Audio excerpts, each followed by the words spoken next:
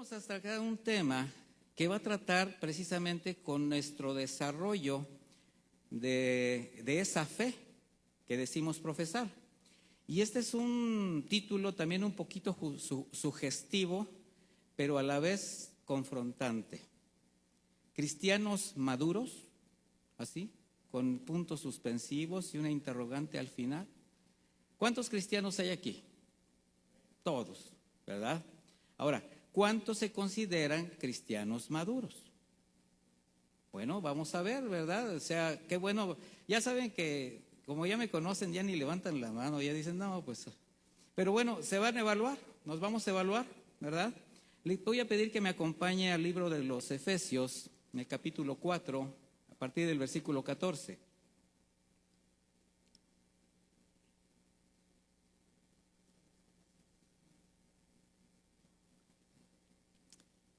Voy a estar usando la versión Reina Valera contemporánea, que nos permite una traducción un poquito más literal y un poquito más entendible, por decirlo de alguna forma. ¿Ya tiene Efesios 4:14? Dice así: para que ya no seamos niños fluctuantes. Voy a hablar un poquito de esto. ¿Sabe lo que es usted un niño fluctuante? Bueno, hay niños que no son tan fluctuantes, que sí saben lo que quieren, que se definen y que dicen, papá, yo quiero esto, y se aferran todo el año, ¿verdad? Y hasta usted le dice, no, pues espérate a fin de año, espérate a tu cumpleaños, y no lo sacas de una idea, y bueno, están firmes en lo que quieren. Pero hay niños que usted les pone 3, 4 opciones, ¿y qué hacen? Pues si ven un cochecito y van por y agarran el cochecito, pero les pone un monito, y se van por el monito, y le pone un dulce y se van por el dulce, pero usted le dice, pero nada más puedes agarrar uno. ¿Y qué hace el niño? Lo quisiera todo. Pero como es fluctuante, es capaz hasta de no quedarse con nada. Usted le dice, tienes 5 segundos para decidir, y a los 5 segundos te quito todo. Se quedan así. Y hay gente que así se queda, espiritualmente. Para que ya no seamos niños fluctuantes, o sea, que estemos con un pie en un lado, un pie en otro. Arrastrados, dice, para todos lados, por todo viento de doctrina. Entonces, ¿a dónde nos establece la fe? En una sola fe, una sola escritura. Aquí ya está hablando de todo viento de doctrina. ¿Qué es una doctrina? Cualquier argumento que se levanta en contra del conocimiento de Dios, el que sea. No necesariamente tenemos que hablar de las falsas doctrinas que ya tanto nos han agredido, que conocemos. Tenemos que hablar de religiones, de filosofías humanistas, de pensamientos, ¿verdad? De pensadores libres, de tradiciones, de cultura, de folclore, de hábitos, ¿verdad? Si te portas bien, el niño Dios te va a traer un dulce, ¿verdad? Si te portas bien, a fin de año ponle cartita a los santos reyes. O sea, esas eran doctrinas. Acércate ahí al niño que están arrullando y dale un beso en la frentecita y agarra sus dulces y te va a conceder tus deseos. Y ahí tienes probándole las babas de toda la gente que está ahí, ¿verdad? Ya sabemos que eso ya está bien peligroso. Pero hacíamos cosas raras. ¿Por qué? Porque estábamos en cualquier viento de doctrina, no había una convicción. ¿Y por qué dice esto? Por los engaños de aquellos que emplean con astucia artimañas engañosas. O sea, hay alguien, o algunos, o alguienes, o muchos, que se dedican precisamente a engañar, y lo vemos por la gran cantidad de argumentos alrededor de la escritura, de la voluntad de Dios. Y dice, sino para que profesemos, y ya profesar significa caminar en algo, es una profesión, es una decisión con convicciones, la verdad en amor, y crezcamos en todo en Cristo, que es la cabeza. Ya nos está ubicando como cristianos, de quien todo el cuerpo. ¿Quién es el cuerpo? Diga, yo formo parte del cuerpo, la iglesia, de quien todo el cuerpo bien concertado, o sea, armonizado, y eso es algo que vamos a ver hasta dónde llega nuestra armonía fraternal como hermanos. Dice, y unido entre sí por todas las coyunturas que se ayudan mutuamente según la actividad propia de cada miembro, recibe su crecimiento para ir edificándose en amor. ¿Qué está diciendo el apóstol Pablo? Que como hijos de Dios, como cristianos, como parte del cuerpo de Cristo, Formamos parte de un cuerpo, mis hermanos. Formamos parte de algo importante que tiene que estar como bien concertado, bien definido. Usted vea su cuerpo y hay órdenes que manda el cerebro a cualquier parte de nuestro cuerpo, nos permite hablar, comer, funciones que son automáticas, por decirlo de alguna manera, naturales. Y con un poquito que falle, ¿qué sucede? Hasta se puede perder la vida. Entonces, la vida está en el buen funcionamiento del cuerpo. Y hagamos un poquito de historia de por qué llegamos a este cuerpo. Mire, nosotros sabemos que por la gracia de Dios somos justificados por la fe. ¿Estamos en eso? ¿Me acompaña? Bueno, debido a eso somos salvos de la perdición eterna y somos transformados a una nueva vida que nos permite disfrutar de la gloria celestial aquí en la tierra. ¿Sí está convencido de todo eso? Bueno, estamos estableciendo bases que ya sabemos. Así es como los redimidos por la sangre de Cristo fuimos salvos ¿de qué? De la ira venidera, del destino eterno en perdición, apartados del mundo, mis hermanos. ¿Para quién? Para Dios. ¿Para qué? Para vivir una vida apartada de pecado, porque ya fuimos libertados de la esclavitud del pecado que nos asediaba. ¿Sí estoy hablando de usted? ¿Sí? Los que estábamos perdidos, mis hermanos, los que por justicia merecíamos la ira del Señor con la muerte eterna por destino, y que ahora por su gracia hemos pasado a una nueva vida, pero con un propósito. ¿Sabía usted que su vida tiene un propósito? Y ese propósito se va a cumplir, mis hermanos, sí, se va a cumplir, pero en quienes sean sensibles a la palabra de Dios y a la dirección espiritual, o sea, a la dirección, a la guía de su Espíritu Santo. Y esto es glorioso, ¿no lo cree? Pero comprende una gran responsabilidad y compromiso. Decir soy cristiano comprende una gran responsabilidad en la persona que lo expresa. Se puede expresar esta palabra soy cristiano y ser una persona totalmente ajena a la fe cristiana. ¿Sí cree eso? ¿Se acuerda de Jonás cuando estaba en aquella turbulencia, que estaban a punto de perder la vida todos en ese barco por desobediente, y él estaba en la barca abajo? Y cuando le pregunten, ay tú dormilón, levántate, dinos quién eres, levántate y clama a tu Dios, porque ellos clamaban a sus dioses. ¿Qué dice Jonás? Soy hebreo y temo a Dios. Y así como que dices, ¿y qué estás haciendo ahí escondido? Y así hay muchos creyentes escondidos, dormidos. Entonces, cuando nosotros somos venidos a esta nueva vida, mis hermanos, a partir de tu nuevo nacimiento, tú eres una nueva criatura. Y esto te hace formar parte del cuerpo de Cristo. Y en ese preciso instante empiezas a ser formado también como siervo de Dios. Y eso es parte de lo que vamos a hablar hoy. Mire, vaya conmigo a 2 de Corintios 5:17, por favor.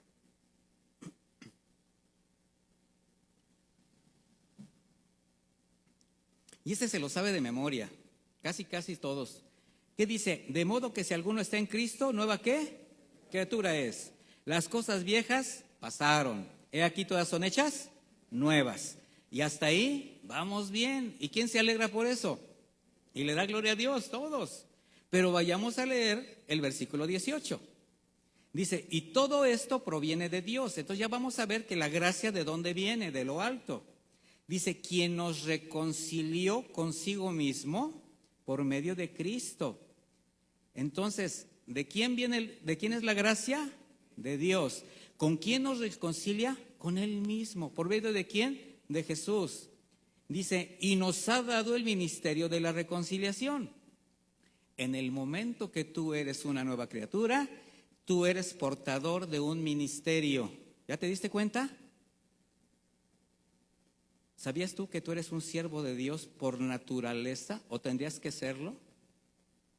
Y esto es algo que debemos aprender, comprender y discernir, porque debido al enfoque religioso que se le ha dado al cristianismo, es común tener ese errado concepto que solo se le sirve a Dios en el ámbito congregacional o a través de algún ministerio aquí, dentro de una iglesia. Y eso, mis hermanos, ha sido motivo y es motivo de mucha confusión. Y no solo de mucha confusión entre los creyentes, sino que también ha generado una gran cantidad de problemas en la vida de la iglesia, afectando directamente la intimidad y la individualidad de sus miembros por ese errado concepto del servicio. Y es que estos sistemas, estos argumentos han sido diseñados principalmente para provocar sujeción a pastores y denominaciones. Acuérdense de lo que leímos al principio, para que ya no seamos llevados por cualquier viento de doctrina por estrategias. Y hay estrategias que te llevan a eso. Este tipo de sistema lleva al creyente también a una dependencia a la obra, por el alto grado de activismo religioso al que son sometidos. Si no sirves, no sirves, te dicen así de plano. Cuando tu servicio comienza en lo más profundo de tu corazón y en casa. Y esta condición, mis hermanos, que es parte de la agresión permanente del enemigo a la obra de Dios, porque siempre que se levanta algo hermoso, el enemigo lo trata de destruir, ¿verdad? Algo que levanta a Dios lo agrede. Cuando tú llegaste a la fe te agrede. Todo eso es lo que hace el enemigo. Bueno, desde el nacimiento de la iglesia, este tipo de sistemas han afectado la estabilidad, la unidad y la conducta de sus miembros, ¿verdad? Y no nos debe sorprender, porque estas son prácticas denunciadas por Jesucristo como parte de las señales del fin, mismas prácticas que posteriormente quienes fueron inspirados por el Espíritu de Dios, pues lo expresaron de manera muy enfática en la Escritura. Y si ustedes se dan cuenta, casi todas las cartas postreras de los apóstoles hablan de esto. Hay una advertencia impresionante sobre este tipo de gente. ¿De acuerdo? Cuando dijo el Señor, porque vendrán muchos en mi nombre diciendo yo soy el Cristo y a muchos se engañarán, ¿verdad? ¿Y qué dijo? Fíjense que nadie los engañe. Cuando el apóstol Pablo estaba a punto de ir a Roma, ya despidiéndose de los miembros de la iglesia de Éfeso, pues con tristeza porque había estado con ellos 3 años, dice esto: porque yo sé que después de mi partida entrarán en medio de ustedes lobos rapaces que no perdonarán la vida al rebaño. Dice, y que de entre ustedes mismos, eso es lo más terrible, de entre ustedes mismos se levantarán hombres que hablarán cosas perversas para descarriar a los discípulos tras ellos. Hechos 20:29. O sea, está escrito. Pedro, ¿qué dijo de estos hombres? Tienen los ojos llenos de adulterio, o sea, son adúlteros espirituales. Y son insaciables para el pecado. Engañar es pecado, mentir es pecado, robar es pecado, defraudar a la iglesia es pecado. Dice, seducen a las almas inconstantes. ¿A las almas qué? A las que les están creyendo todo a esos ídolos con pies de barro. Y los sostienen y les ofrendan. ¿Y saben qué? Han sido defraudados, han sido manipulados, han sido usados, y muchos han estado tan decepcionados de todo esto que están fuera de toda oportunidad, que ya no se quieren dar la oportunidad de regresar a la iglesia o a tener una relación con Dios. Dice, tienen el corazón ejercitado para la avaricia, son hijos de maldición. Está escrito.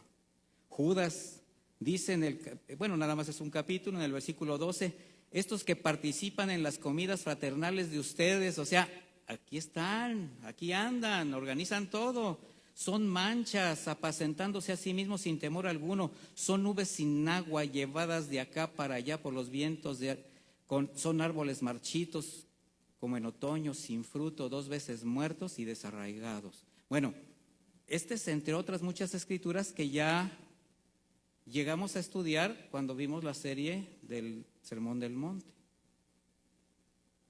Y el apóstol Pablo, la escritura nos está diciendo que ya no seamos niños fluctuantes. El Señor dijo, miren que nadie los engañe. Pablo dijo, yo no les he escatimado dar todo el consejo de Dios. De tal manera que es importante para nosotros conocer todo el consejo de Dios. Y esa es la importancia de la predicación, mis hermanos, que tenemos que abordar todas las características y los contextos de la enseñanza para que ustedes se nutran y no nada más dirigirnos a una sola forma de predicación o a un solo tema, como hacen en este tipo de doctrinas. Y este conocimiento es lo que nos va a evitar grandes pérdidas, muchos dolores de ser engañados y desviados de la verdad por esas enseñanzas contaminadas de argumentos humanos, filosofías mundanas, doctrinas ligeras, frívolas, sin Cristo, sin cruz, sin denuncia al pecado, sin exhortación al arrepentimiento. Todo es bueno, todo es aleluya, gloria a Dios en victoria, todo es solamente trae tu ofrenda, lloro por ti y ya la hiciste. Mirad que nadie ¿qué? Los engañe. Bueno, estas cosas, estos antecedentes, estas advertencias de este tipo de estrategias, del cuales somos advertidos en la Escritura, son las que llevan a la iglesia a dos condiciones sumamente peligrosas. Una, la inmadurez. Y eso no le permite al creyente tener un compromiso con la santidad del Señor. Fíjate con quién estoy diciéndote que tiene que tener compromiso, con la santidad del Señor. Recuerda a Isaías cuando vio al rey, al Señor: ay de mí que soy hombre muerto, porque mis ojos han visto a Jehová, el Rey. Mis hermanos, no hay temor de Dios para acercarnos al Señor. Y se hace evidente esta falta de temor, ¿cómo? En la vida cotidiana, la manera como te expresas, cómo hablas, cómo piensas. O sea, aquí es fácil detectar a alguien que no está comprometido con la santidad de Dios ni con su propia santidad. El otro punto a lo que nos llevan este tipo de situaciones es la ignorancia, sea natural o sea deliberada. ¿Cuál es la natural? Pues del que no sabe. Si usted nunca ha abierto una Biblia, pues no sabe. Tiene el beneficio de la duda. Simplemente, bueno, se le comparte el Evangelio. Pero también hay una desobediencia, una ignorancia deliberada, que es la de, ya sé lo que dice la palabra, ya sé lo que dice la voluntad de Dios, pero yo hago esto. ¿Y esto a qué ha llevado a la iglesia? Pues a un menosprecio del consejo de Dios, con el consecuente desorden, divisionismo, intolerancia, desamor en quienes deberían estar unidos como el cuerpo que son, perfectamente bien concertados, amalgamados.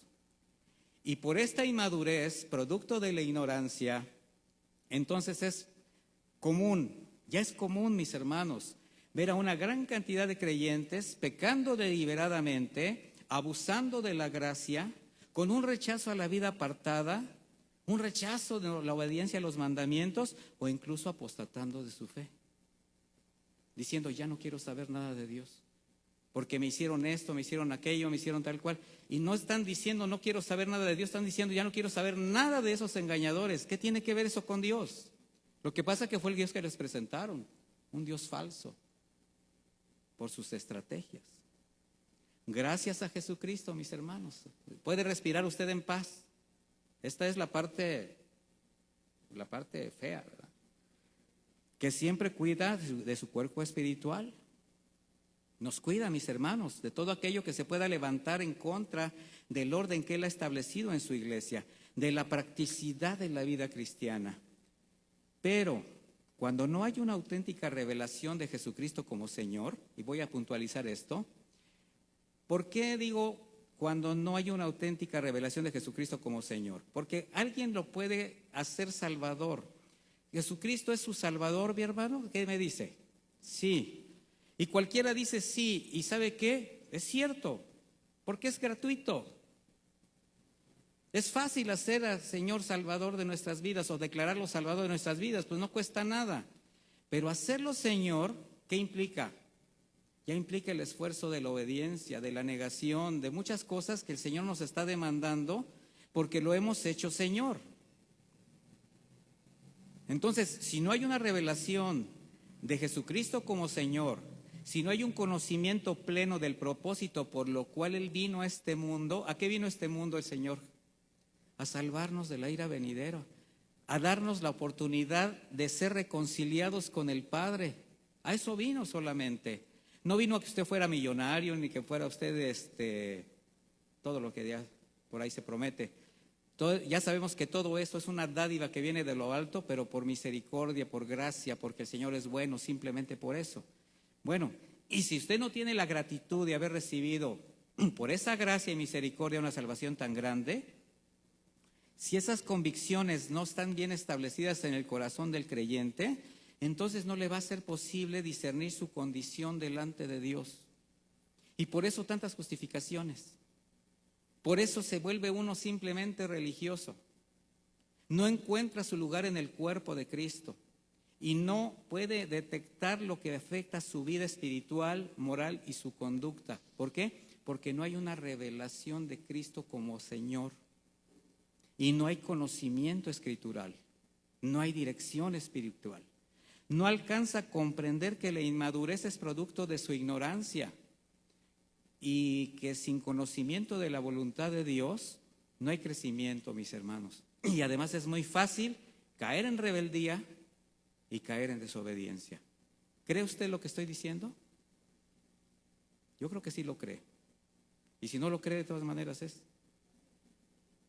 Y la única solución a cualquier situación que pueda afectar su desarrollo o ya un desarrollo congregacional, ¿en qué radica entonces? En el sometimiento a la voluntad de Dios, mis hermanos, pero la verdadera, la bíblica, el que nos lleva a la obediencia de sus mandamientos en todas las áreas de la vida de quienes se consideran sus hijos. ¿Usted se considera hijo de Dios?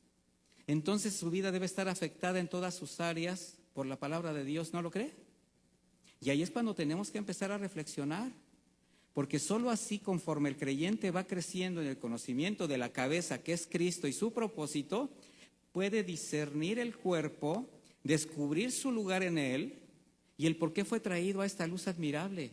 Porque usted fue traído de un lugar donde todo era oscuro, mi hermano, y ahora tiene la oportunidad no solamente de vivir una vida distinta mientras esté en esta tierra, que honre a Dios, que afecte su entorno a manera de bendición y pues con un destino eterno. Tener claros estos propósitos nos permite entender entonces el énfasis, por ejemplo, de Pablo al decir, pues me propuse no saber entre ustedes cosa alguna, sino a Jesucristo y a este crucificado. O sea, qué claro era el mensaje de Pablo y de los demás apóstoles, porque la madurez y la unidad y el desarrollo de los creyentes están íntimamente asociados con el conocimiento de la obra de Jesucristo en la cruz, mis hermanos. ¿Por qué? Porque para usted y para mí esto representa o significa la negación a sus pasiones desordenadas. Si usted tiene revelada la cruz en su vida, sabe que sus pasiones tienen que ser crucificadas en ese lugar. Lo que ya hemos hablado, lo que usted escuchó en las enseñanzas acerca de la carne y de los riesgos de estar en una actitud carnal. Pero cuando solamente hay un concepto religioso de la obra de la redención en la cruz, no hay crecimiento, no hay madurez, no hay unidad y se corre el riesgo de un estancamiento espiritual. ¿Usted ha visto cuando se estanca el agua qué sucede? Se pudre. ¿Y ya vio lo que huele? O más bien ya olió. Bueno, se ve y se huele. Una vida estancada espiritualmente también se nota y también se detecta. Dice Efesios 4:15, sino que siguiendo la verdad en amor, crezcamos en todo. ¿En qué? En todo, mi hermano. ¿Y qué es todo? Pues todo. Tu todo, mi todo, ¿verdad? Mi todo físico, moral, espiritual.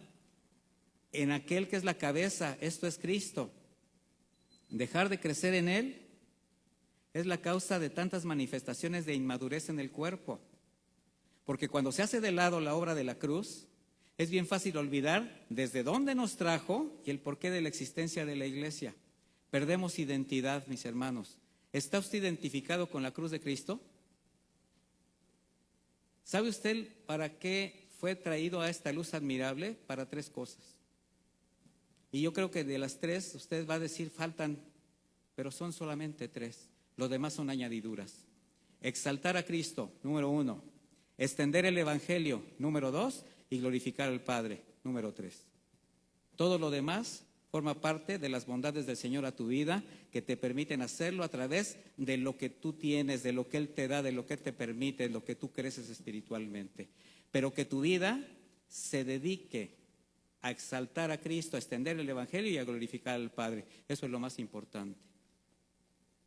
había una iglesia al principio del siglo, en el primer siglo, que tenía características bien impresionantes de inmadurez, y vamos a enfocarnos un poquito en ese mensaje. Vaya conmigo a 1 Corintios 3, por favor.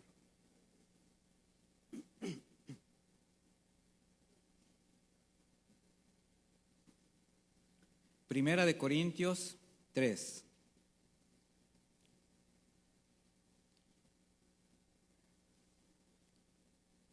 Recuerde que estoy leyendo una versión de Reina Valera contemporánea. Hermanos, cuando dice hermanos o iglesia, ¿quién se está refiriendo? A nacidos de nuevo. O sea, los corintios, ¿qué cree? Eran nacidos de nuevo. Está hablándole a la iglesia. Dice, yo no pude hablarles como a personas espirituales, sino como a gente carnal, como a niños en Cristo. Les di a beber leche porque no eran capaces de asimilar alimento sólido, ni lo son todavía. O sea, qué tremenda declaración está haciendo Pablo. Dice, porque son aún gente carnal. Pues mientras haya entre ustedes celos, contiendas y divisiones, serán gente carnal y vivirán según criterios humanos. Pablo está haciendo un severo señalamiento a los miembros de esta iglesia establecida en Corinto, que muy probablemente no fue de su agrado. ¿Usted cree que es del agrado de alguien que le digan, eres como un niño fluctuante, actúas carnalmente? Ahora, estoy hablando de que se lo digan a un cristiano que se considera cristiano, que se considera que está creciendo. Si yo le pregunto aquí a todos, ¿cuánto tiempo tendrán en la fe? Habrá quien pueda decir, yo ya llevo 20 años en la fe, 18, 15, 10, 5, no sé, 30, impresionante. De esos que los ves caminar que casi van elevados, de tanta unción. Pero tú dices, ¿será que su vida está dando evidencias de ese tiempo que llevan dentro de la fe? Porque un niño fluctuante es un niño entre los 3 y los 5 años. Un niño ya mayorcito ya sabe más o menos lo que quiere. Un adolescente, aunque adolece de muchas cosas, bueno, va en un proceso. Un joven ya empieza a sentir la necesidad de centrarse en algo que está dependiendo de ahí su futuro. Y ya quien está haciendo compromisos crece para estar madurar y empezar a dar fruto. Así que usted, con todos los años que tiene, no le voy a decir, levante la mano el que tenga 20, no, ¿para qué? ¿Qué tal que está usted viviendo como bebé espiritual?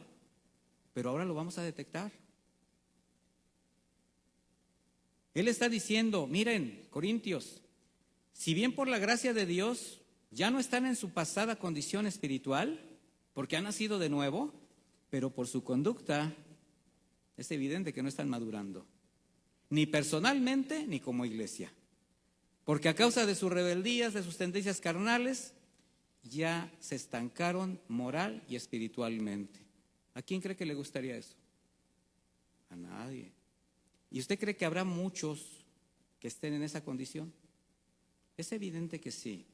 Y esto no lo considere como un señalamiento, porque pues ahora sí que yo no sé cómo vio usted y cómo maneja su vida espiritual. Yo aquí le predico cada 8 días. Pero si Dios le habla es para que usted escuche y atienda el consejo. Mire, esta iglesia por su conducta estaba dando las evidencias de lo que guardaba en su corazón y de su falta de crecimiento. Prueba de ello, su tolerancia al pecado, la murmuración entre ellos, los pleitos que tenían por tener ciertos, destacar dentro de la iglesia, su insensibilidad a la obra del evangelio, una mezquindad que tenían hacia la gran comisión, rebeldía a la autoridad y una evidente tendencia a lo mundano. Así estaba esta iglesia. Y precisamente esa condescendencia a lo sensual, a lo emocional, a lo carnal, aunado a la desobediencia de la palabra, pues velaba su entendimiento. ¿A dónde crees que va a llevar espiritualmente este tipo de circunstancias a una persona? Pues a que de repente no entienda y todo se lo justifique. Si se han dado cuenta que hay gente que justifica cualquier pecado y son creyentes y dicen, pero pues ¿qué tiene de malo? Cosas que en su vida pudo haber hecho incluso anteriormente, ahora las hace con un cinismo a veces podríamos decir, ¿verdad? Y eso los llevaba a ellos a una gran tolerancia al pecado. Veamos un ejemplo en Corintios, 1 Corintios 5:1. Yo se lo voy a leer. Dice 1 Corintios 5:1, dice: ciertamente se oye que hay entre ustedes inmoralidad sexual, y una inmoralidad tal que ni aun entre los gentiles se tolera. O sea, hacían cosas y permitían cosas entre los de la iglesia que aún los de afuera decían: órale, mira los cristianitos. ¿Y usted cree que muchos en la actualidad no dirán lo mismo? Dice: tanto que hay entre ustedes quien tiene la esposa de su padre. O sea, había una relación incestuosa ahí.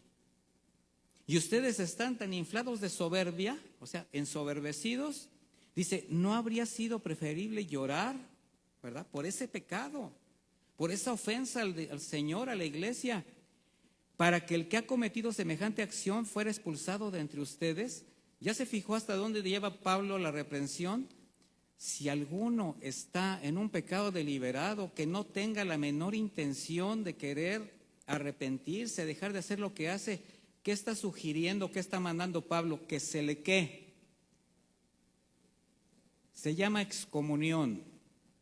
No se le corre, no se le cierran las puertas, pero se le dice: hermano, si su condición va a seguir siendo la misma, si usted no está dispuesto a cambiar su actitud, si usted no se arrepiente de su pecado y va a seguir contaminando a la iglesia con esa forma de actuar, le vamos a pedir que por favor se retire de aquí, y cuando usted se arrepienta, las puertas de la iglesia están abiertas para poderlo restaurar, porque le amamos. ¿Usted cree que es un acto de amor o es correrlo? Pero ¿sabe cuando se hace eso? ¿Qué dicen los demás hermanos? Cuando un pastor que es serio y que atiende estos mensajes, estos consejos ministeriales, se atreve a hacer eso. Ay, el pastor, ¿dónde está el amor? ¿Qué falta de amor?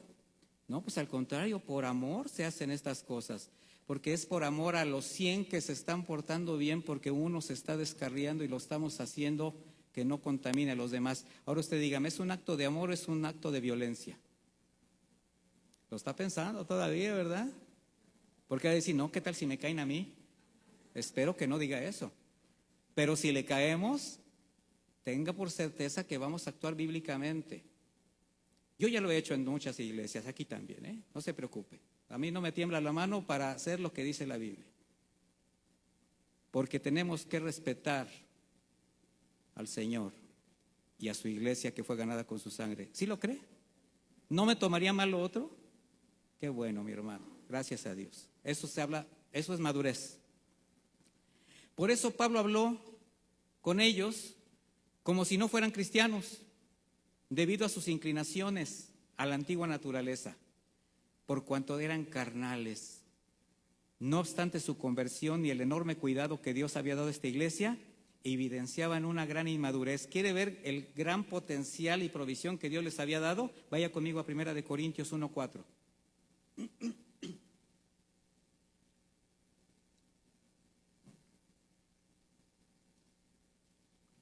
Primera de Corintios 1:4.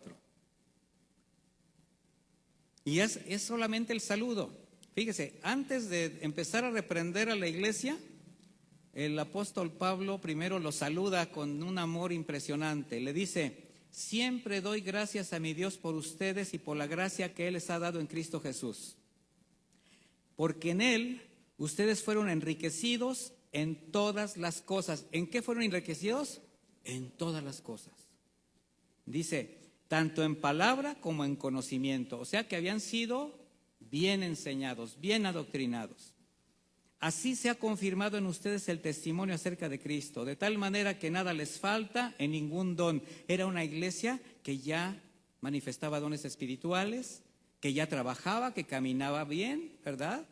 Dice, mientras esperan la manifestación de nuestro Señor Jesucristo. Hasta ahí vamos muy bien. Vaya, qué saludo que nos dijeran a todos eso, ¿verdad? Vives de tal manera que lo único que falta es que venga el Señor por ti.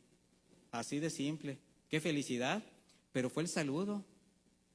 Y de ahí comienza el apóstol Pablo. Con toda esta provisión,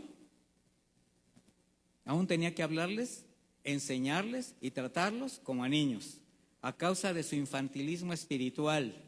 No entendían el propósito de ser iglesia, de formar parte del cuerpo de Cristo, de ser verdaderos discípulos. Y mire lo que dice el autor de la carta a los Hebreos. Le voy a leer Hebreos 5:3. Yo lo voy a leer para que no, bueno, si desenfunda rápido vaya. Dice Hebreos 5:13. Pero todos los que se alimentan de leche son inexpertos en la palabra de justicia porque son como niños. Aquí ya está haciendo una aclaración este autor. ¿Y qué les acaba de decir a los corintios Pablo? Les tengo que dar leche, ¿verdad? Versículo 14. El alimento sólido es por los que ya han alcanzado la madurez, para los que pueden discernir entre el bien y el mal. Yo le quiero preguntar algo. ¿Usted sí puede discernir entre el bien y el mal? ¿O todavía dice, pues yo pienso que esto que hago no es tan malo? Ay, qué malo tendrá tomarme unas copitas nada más. Ay, pues si es mi compadre que viene a Estados Unidos y ay, pues, ¿qué malo tiene?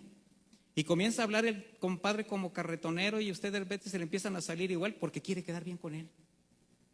Ay, perdón, se me salió, pues porque estaba adentro, mi hermano. Mire, si usted discierne entre bien y mal, dice, ha ejercitado su capacidad de tomar decisiones. Así termina este versículo. ¿Y para qué usted ejercita el tomar las decisiones? Puesto que ha discernido entre el bien y el mal, sus decisiones hacia dónde se tienen que dirigir. Hacia las cosas que son buenas, que son correctas, que honran a Dios. Por eso dice que los que han alcanzado madurez disciernen el bien y el mal y ejercitan su capacidad para tomar buenas decisiones.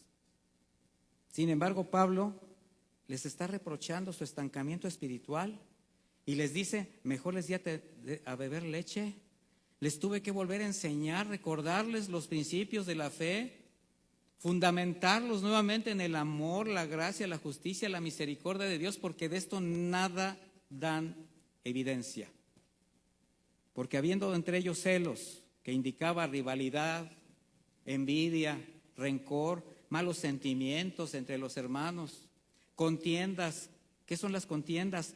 Palabras y actitudes hirientes, ofensivas, donde ya no les importaba lastimarse por defender sus propias causas, defender sus criterios. Estamos hablando de cristianos.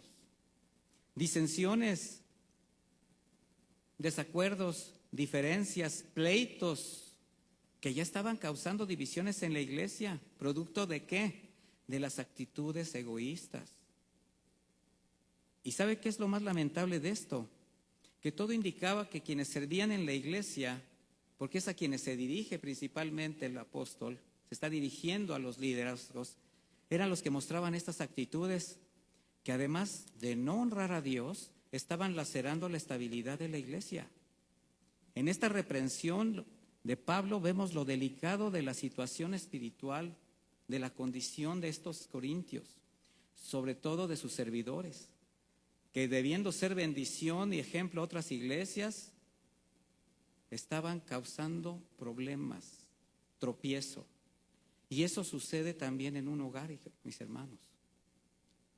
Cuando en el hogar los creyentes, los que dicen yo soy cristiano, no viven como tal, no dan evidencias de esta fe, empiezan a hacer tropiezo, ¿verdad? Porque le dicen sus testigos, las gente que están a su alrededor, bueno, pues no dices que tu Dios es así y tú nos has explicado y nos lees la Biblia, pero tú estás actuando de esta manera. Es como evangelizar así, ¿verdad? Y te preguntan, y bueno, si yo me convierto a lo que tú dices, ¿voy a ser como tú? Sí, pues no, mejor me quedo como estoy, ¿verdad?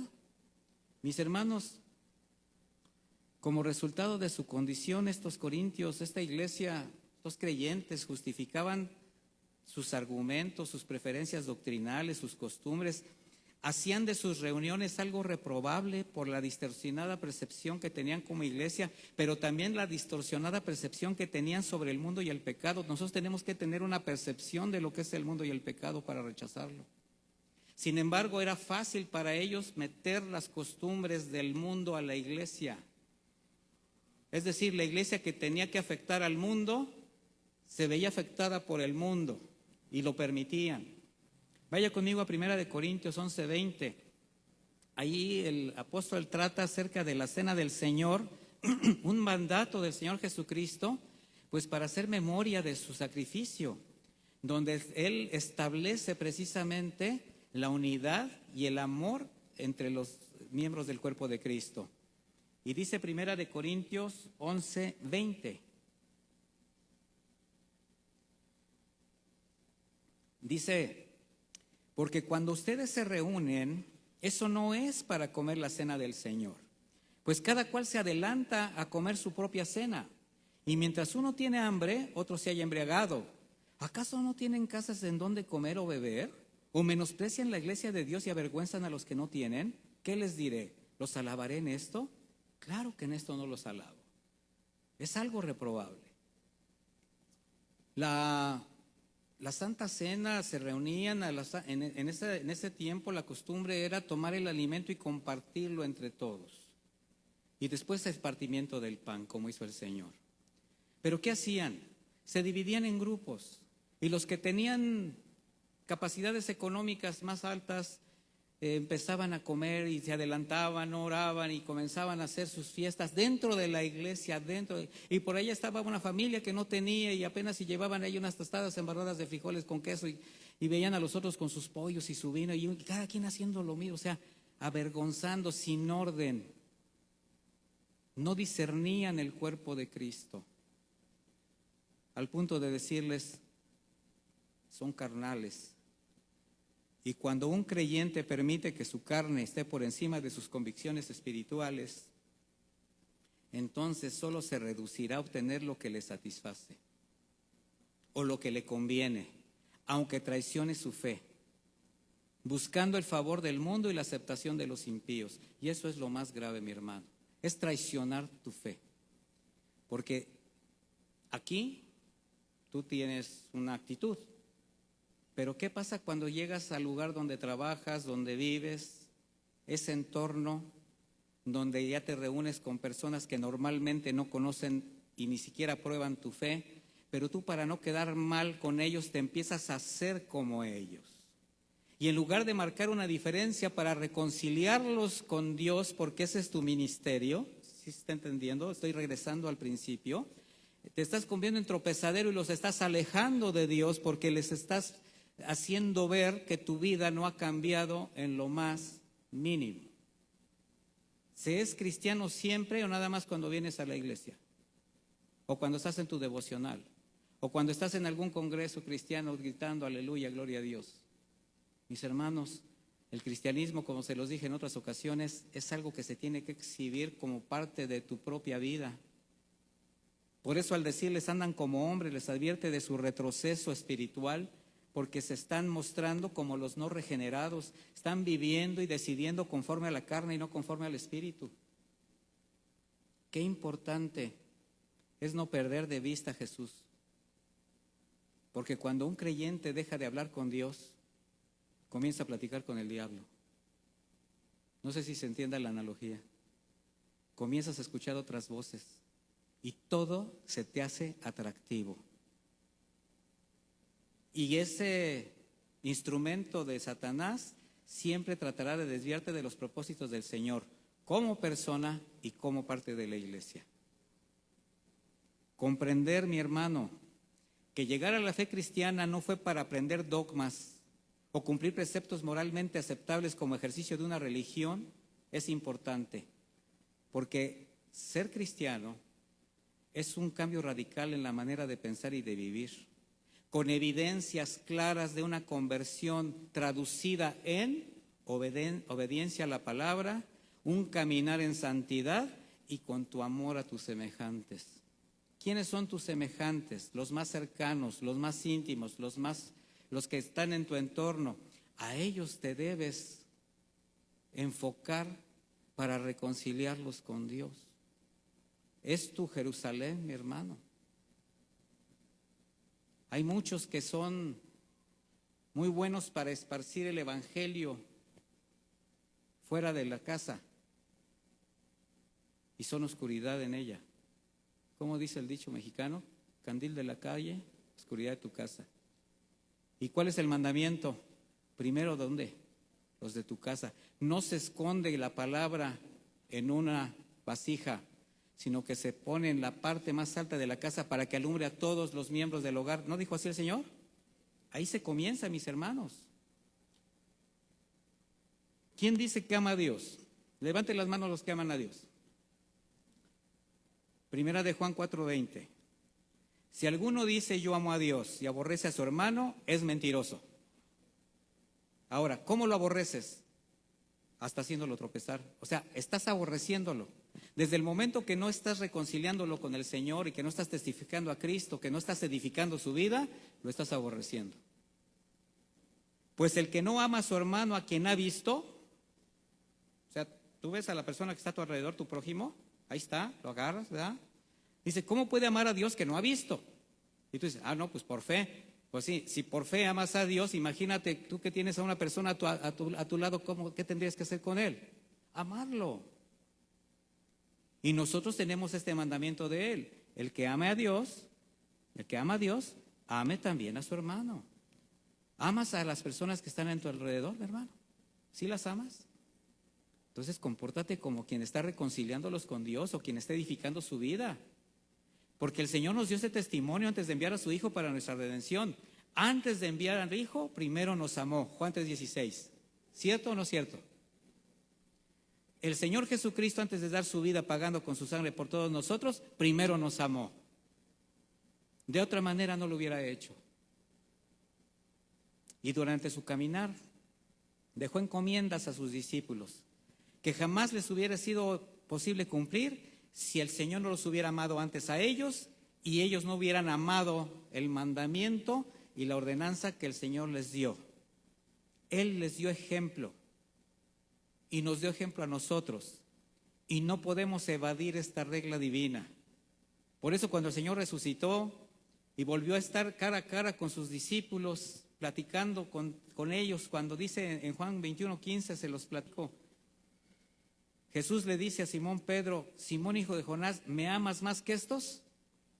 ¿Se acuerda que unos días antes él dijo, yo te amo más que ellos, yo a la muerte iré contigo, yo mi vida pondré por ti? Y después de haber pasado por ese zarandeo, ahora le pregunta, ¿me amas más que estos? Y Pedro le responde, sí, Señor, tú sabes que te amo. O sea, tú sabes hasta dónde llego. Ya no fanfarroneó, ya no dijo cosas que eran indebidas. Pero el Señor le dice, apacienta mis corderos.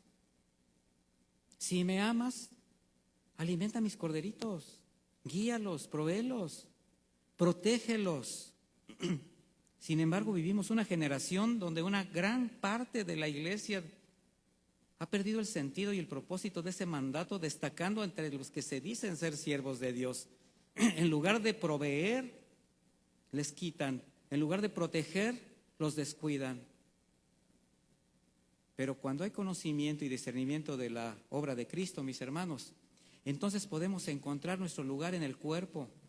Y el Espíritu nos va a guiar a ver toda necesidad espiritual, poniendo la misma carga del Señor en nuestro corazón, esa carga hacia los demás. Y lo digo como la palabra carga porque se usa coloquialmente, pero no es tanto una carga, sino te pone la necesidad de ver, vaya la redundancia, la necesidad de otros y no estar pensando solamente en ti mismo. ¿Quién se la pasa siempre diciendo, ¿y por qué me pasa esto? Y estoy sufriendo, y a mí me dolió, y yo me enfermé, y a mí se me perdió, y a mí me sucedió? Y está tan ensimismado en el yo perdí, yo sufro, yo lloro, que se olvida de que hay un entorno en el cual tiene que ser luz y sal. Y que si él se encarga, ella se encarga de las cosas que el Señor le ha demandado, el Señor se encarga de sus propias situaciones. Si tú haces lo que el Señor te manda, Él se encarga de ti. ¿Lo cree? Entonces deje de estar pensando en lo que le sucede, en lo que pierde, en lo que acontece y haga la parte que le corresponda. Mateo 9:36, por favor.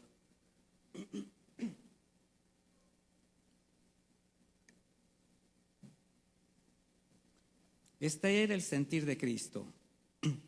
Dice Mateo 9:36. Y al ver las multitudes, ¿sabe cuál es la multitud? Toda la gente. Y aquí no hay rico ni pobre. Aquí no hay joven ni viejo. Aquí no hay escriba o ignorante. Aquí todos tenemos la misma necesidad, la necesidad de Jesucristo. Y al ver las multitudes, tuvo compasión de ellas porque estaban desamparadas y dispersas como ovejas que no tienen pastor. Hay quien piensa que no está desamparado porque lo tiene todo, porque su vida depende de las cosas materiales y echa por tierra las virtudes morales y su espiritualidad. ¡Qué equivocación! Entonces dijo a sus discípulos: a la verdad la mies es mucha, pero los obreros pocos. Rueguen al Señor de la mies que envíe obreros a la mies.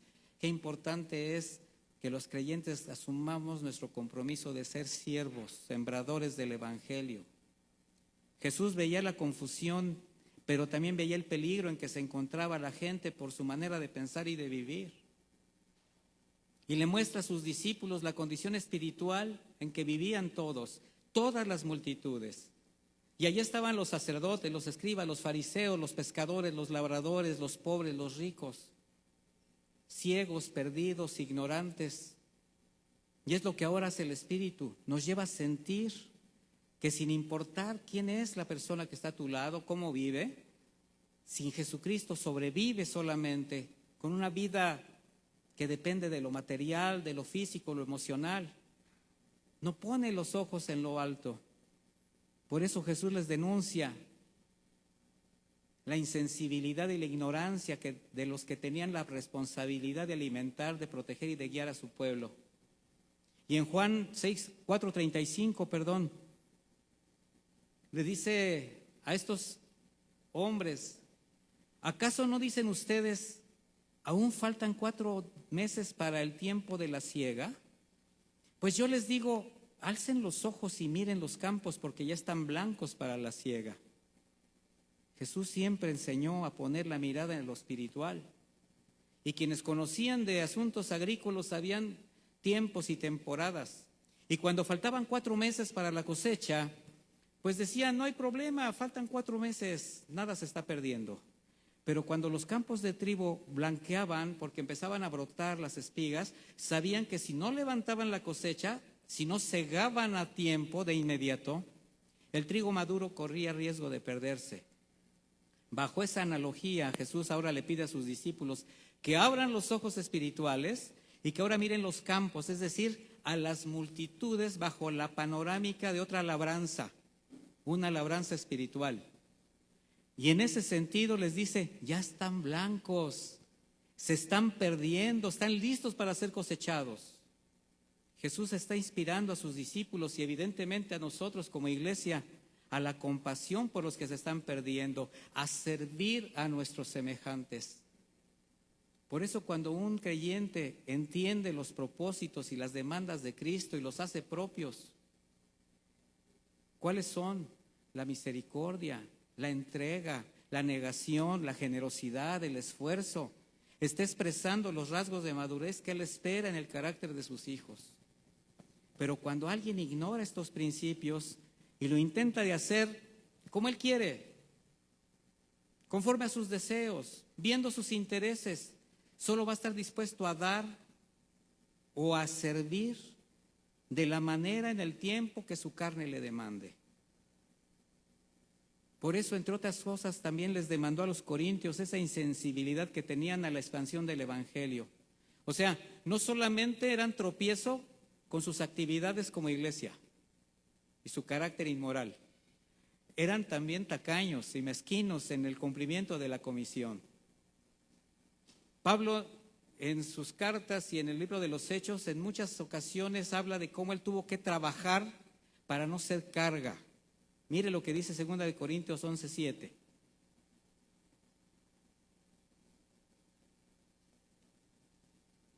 Y le voy a hacer un contexto de este texto. Los corintios, la ciudad de Corinto era una ciudad sumamente próspera. De esas ciudades que captaban muchas divisas por medio de puertos, por medio de caminos.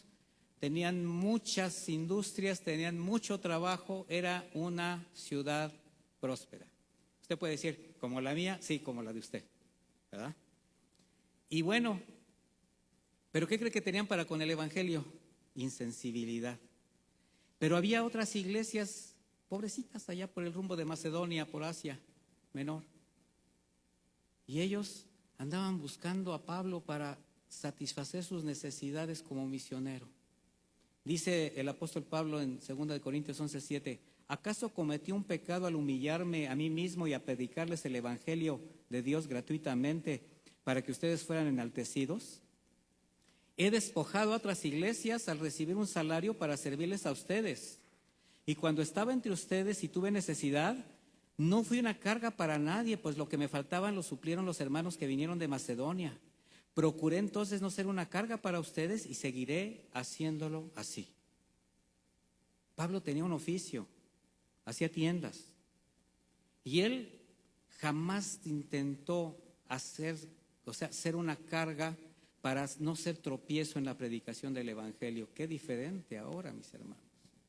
Qué lástima que ahora sea más importante precisamente qué me puede dar la iglesia para poder hacer como que le sirvo. Mis hermanos, el evangelio de Cristo no tiene precio. Y esto no va a suceder jamás en el creyente sensible a la palabra y a la voz del Espíritu, convencido que bajo su gracia, con la sabiduría del Señor, el discernimiento que le dé, su provisión y la confrontación constante, porque confronta el Señor, saldremos adelante. Comprender que ser siervo comienza desde lo más profundo del corazón.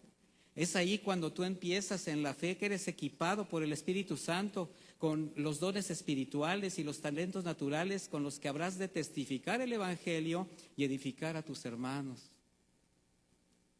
Y además hay algo importante que aclarar, que si bien formamos parte del cuerpo de Cristo y tenemos un llamado a servir, cualquier idea, intenciones, deseos personales salen sobrando. ¿A qué voy? Al Señor no se le olvidó nada con respecto al orden en su iglesia. Así que Él no necesita de nuestras estrategias, no necesita de nuestras ideas, no necesita de que, ay, mira, se me ocurrió esto para llenar la iglesia, se me ocurrió esto para hacer aquella parte. Y ahí tienes a los hermanos haciendo lo que se le ocurrió a alguien cuando todo está escrito. Así que no se permita dejar llevar por argumentos, obras, actitudes, sistemas, estrategias que no consideran el orden de Dios, tampoco su palabra, pero que las intentan pasar como voluntad de Dios. Son hábiles en el discurso para decirles, es que esto viene de Dios porque Dios me habló, Dios me dijo, Dios me reveló. Cuando alguien le diga Dios me reveló, dime, ¿en qué parte de la escritura te reveló eso? ¿Dónde está escrito? Y váyase a los contextos para que no saque un contexto fuera de lo que tiene que realmente que decir.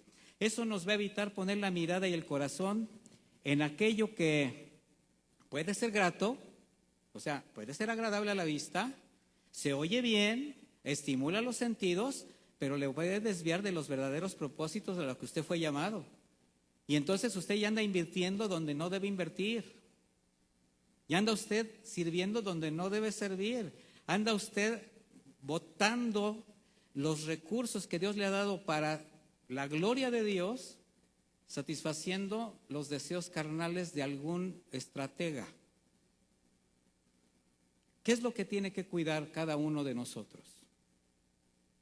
Su relación con Dios, su santidad, su preparación en el conocimiento de la palabra, su docilidad a la dirección del Espíritu Santo, su disposición en guardar orden y armonía en el cuerpo, su compromiso a la predicación de la sana doctrina, su generosidad para la expansión del Evangelio, su respeto y sujeción a las autoridades puestas por Dios. ¿Qué implica esto? Que nada ni podemos ni debemos hacer sin que Dios lo permita. Y esto solamente va a ser posible cuando alguien es sensible a su dirección por el carácter que está formando en cada uno. ¿Cuál es el carácter que está formando en cada uno de nosotros? El carácter de Cristo. Y vea lo que dijo el Señor en Juan 5:19.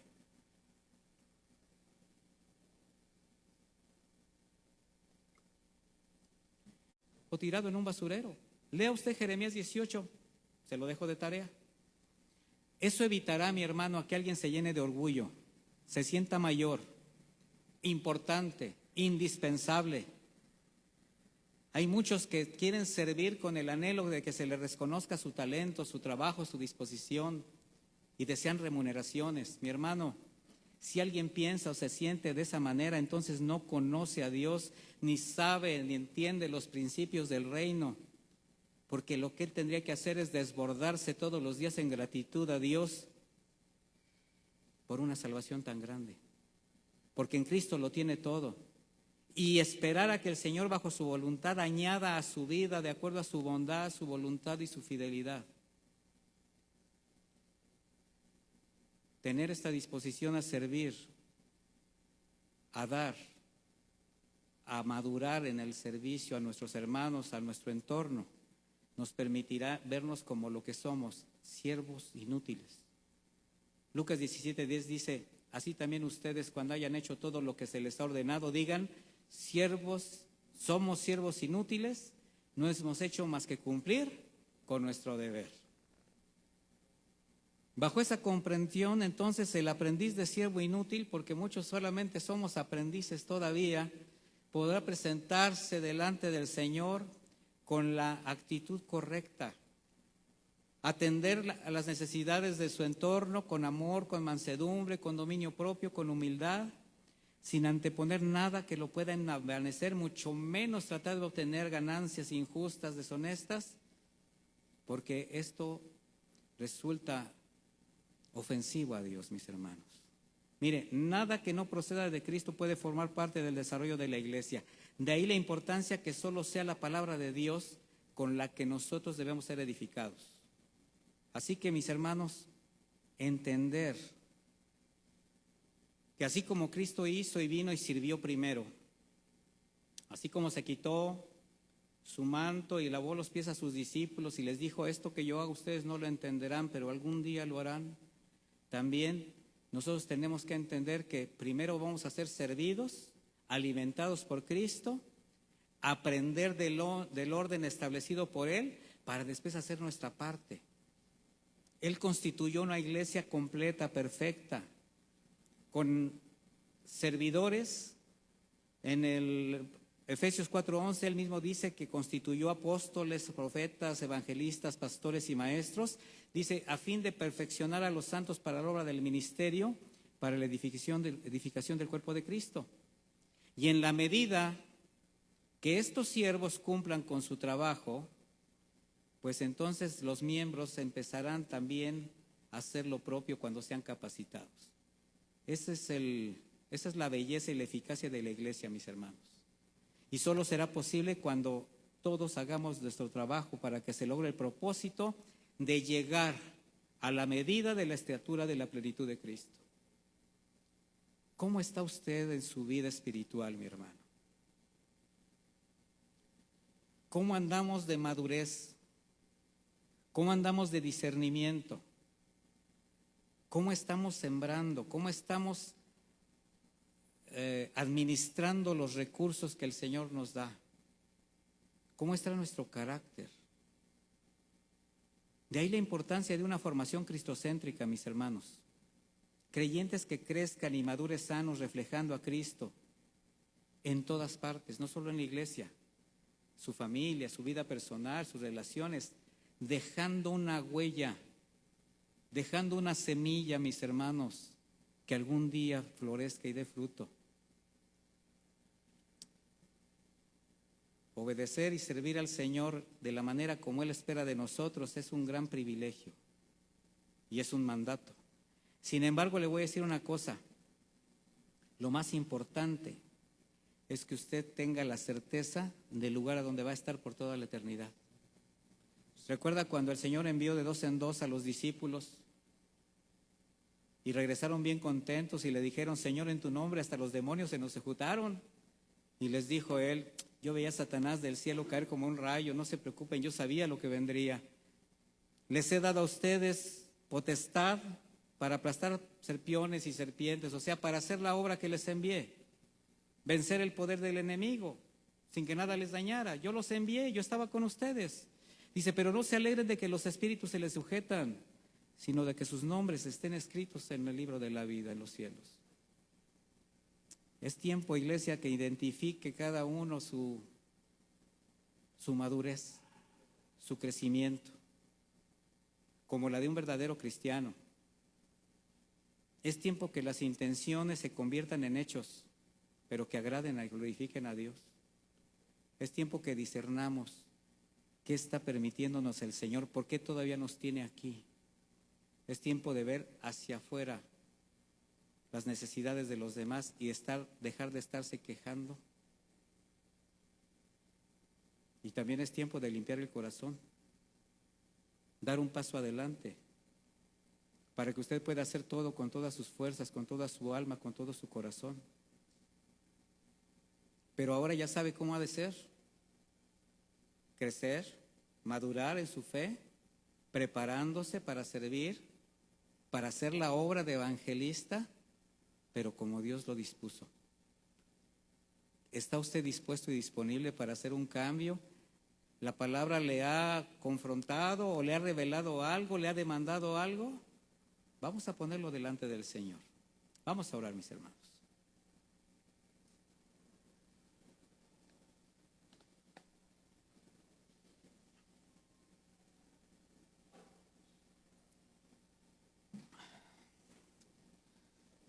Bendito Señor, te damos muchas gracias por tu palabra.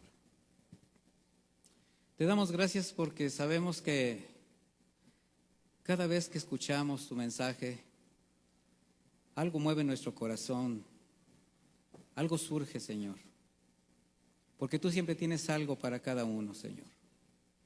Y no importando la condición personal de quienes estamos aquí presentes, cualquier viento de doctrina, o sorprendidos, o impresionados por las cosas vanas que pretenden a veces hacerse pasar por tu obra, por tu voluntad. Y que nos des la oportunidad, Señor, ahora de hacer todo conforme a lo que tú nos has enseñado. Ejemplo tenemos en Cristo y en todos los siervos que tú iluminaste, Señor, que tú ungiste, que tú les diste la oportunidad de servirte. Ejemplo tenemos en la Biblia para poder hacer las cosas conforme a tu voluntad. Y solo tenemos que identificarnos con una palabra, con un mandato, y hacerlo. Porque tú eres el que vas provocando en nosotros el querer y el hacer. Poco a poco, mi hermano, poco a poco. Si tú tienes algo que entregarle al Señor, como te lo decimos cada semana, si hay una demanda, tómate tiempo, pero de una manera seria, para que realmente hagas ese cambio tan necesario, tan importante, porque tú estás aquí con un propósito. Si hay estancamiento espiritual, dile al Señor: Señor, perdóname. Perdóname porque me he dejado sorprender, porque me he estacionado, porque he dejado de hacer lo que tenía que hacer. Tú me has dado un potencial, tú me has dado una provisión tan importante, tan impresionante, tan grande para poderte honrar, para poder dar, para poder ser generoso con mis semejantes, con mi manera de pensar, de vivir, con mi vida, con mi testimonio, aún con mis recursos, Señor. Sin embargo, como aquel hombre que guardó el talento, lo he escondido, Señor, perdóname. Y ahora quiero honrarte con mi trabajo, con mi obediencia, con mi santidad. Gracias, Señor, porque tu exhortación nos llena de júbilo, nos alegra, Señor, porque nos pone en un lugar diferente del cual veníamos. Y nos has mostrado algo que mejor es dar que recibir. Que necesitamos seguir creciendo en tu palabra, en la cabeza que es Cristo, y no separarnos jamás. Desarrollar, crecer, madurar para dar el fruto deseado. Muchas gracias por tu palabra, por tu amor y misericordia, en el nombre de Jesús. Amén y amén. Que Dios les acompañe, mis hermanos. Gracias a Dios.